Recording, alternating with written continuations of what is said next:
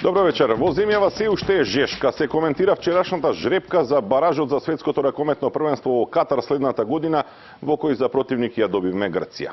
Општ впечаток е дека среќата не послужи, но тоа важи само ако целосно се консолидираме и ако успееме да се воздржиме од меѓусебни конфронтации причинети од нараснатото и само нам познато внатрешно непријателство.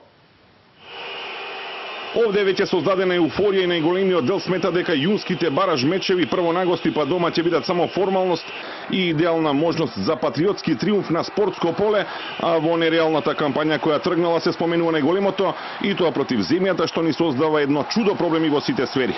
И добра е таа амбициозност кај сите, само да не ја минеме тенката линија на добриот вкус со гледање од високо кон соседот, зашто прво тој не е за подценување и си има своји мотиви, и второ и поважно, како сме тргнале, кој знае какви ќе бидеме ние за 5 месеци. Во моментов ни е неопходен голем стоп на секој обид за продолжение на недоразбирањето од Данска.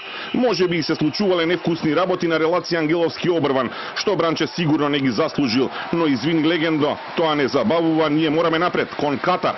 Сокире мора повнимателно за се што сторил за оваа држава и респект и приоритет од сите врсти, па и заштита од тие што во своите 5 минути се решиле да создаваат рейтинг со плукање по него.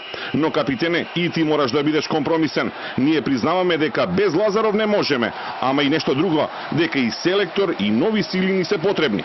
Местото твое не е загрозено ни од Прибак, ни од Вугринец, нема да видат Тамани, Карабатич и Хансен да ги облечеме во црвено-жолто. Најважното повторно е дека се веднаш мора да оди ад акта. Полемика, особено кога желбите не се исполнуваат во спортот, е нешто сосема природно, но мора да се знае кога да се стави точка, бидејќи секоја следна дискусија може дополнително да не разјаде и затоа ќе ја сватиме злонамерно. Ние едноставно не смееме да си ја разоруваме екипата, зашто не ја очекува голем двобој и добра шанса да врзе 4 големи настани во низа. Аналфабетските анализи ни се најмалку потребни, зашто спектаклот сам по себе носи притисок и затоа да го дочекаме монолитни, цврсти, најсилни.